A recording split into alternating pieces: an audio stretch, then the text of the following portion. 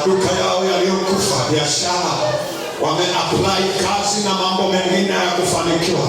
Leo tunafungua katika damu ya Yesu kila walichokiapply kwenye mikono yao, kila kilichokuwa kimeibiwa kwenye mikono yao, kila kilichokuwa kimeibiwa kwenye maisha yao, katika damu ya Yesu Kristo, katika damu ya Yesu Kristo, kibali ninakirejesha, kibali tunakirejesha katika damu ya Yesu. Wale ambao walifikiri wangetenga na wakutenga sasa